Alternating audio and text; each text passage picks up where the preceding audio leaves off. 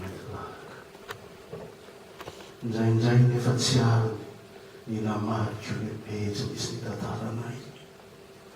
Ay, mbola misy ambony na hoe tsokontila izay angambany mba taminy tamin'ireo ora mimay efa tahotra efa kila. Ny tianao asomanako, ny fankatianintsika, ireo lasatsika, ohatra na mbola feo tsy amadika.